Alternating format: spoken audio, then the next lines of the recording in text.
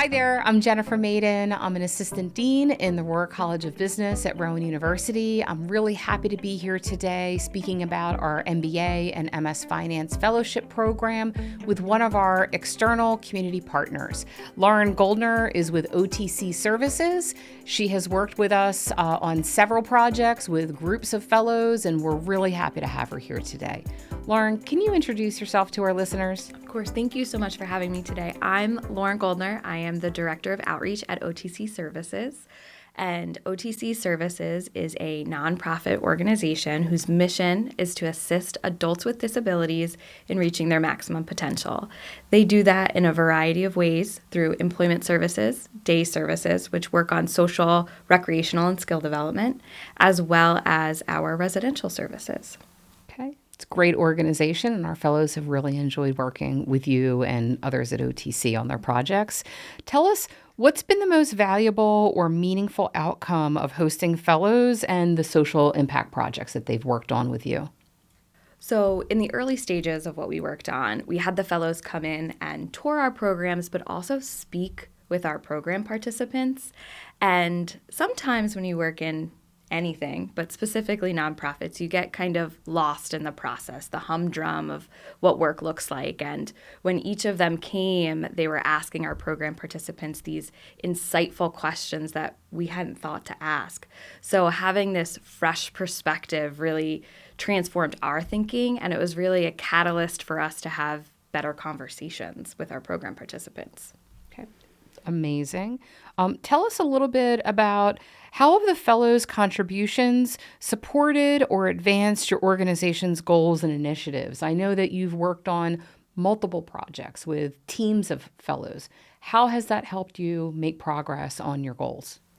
Of course. So I'm going to talk about each of our projects individually and collectively. So the first project that we worked on when we initially met, it seemed like a no-brainer, right? The organization had an idea, but that's kind of where it left off for us, an idea. And what the fellows were able to do for us was take an idea and actually take it all the way to an implementation plan. That implementation plan allowed us to present it to our board as more than just a thought or an idea, but an actual process to go through. In our technology project that we worked on with the fellows, they actually took a major point of our strategic plan, a top priority of our strategic plan, and began the process for that.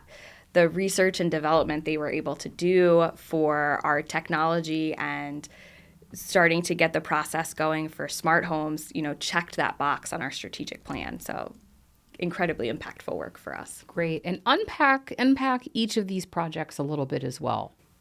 Of course. So our initial project that we started with last semester was the planning and research of a foundation. So our organization, we work mostly on services, right? We help people find jobs or we provide them some skill development programs, but we weren't able to provide any sort of financial help if someone wanted to take a class that we didn't offer, or they needed assistance with housing that we didn't offer.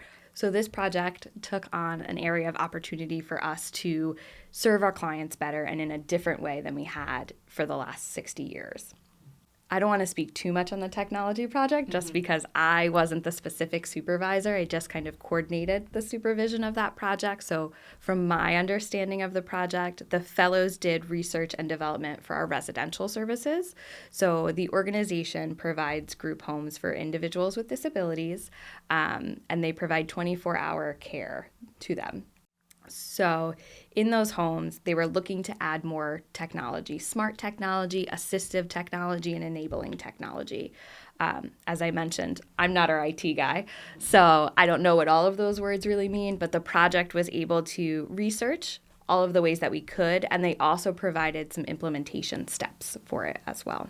Okay, great. And then since you now have worked with our fellows for essentially 3 projects, one that was a 2-stage project and then one that was just wrapped up, and the majority of the work was with group projects. What advice might you have for potential partners who might be considering working with us. They're not sure if it would be a fit. They're not sure what they would get out of it. They're not sure if it might be worth the time that they would have to invest in scoping out a project and mentoring and guiding a fellow. What kind of advice might you have based on your experience? So if I'm completely honest, the initial thought of mentoring and guiding these fellows was incredibly intimidating.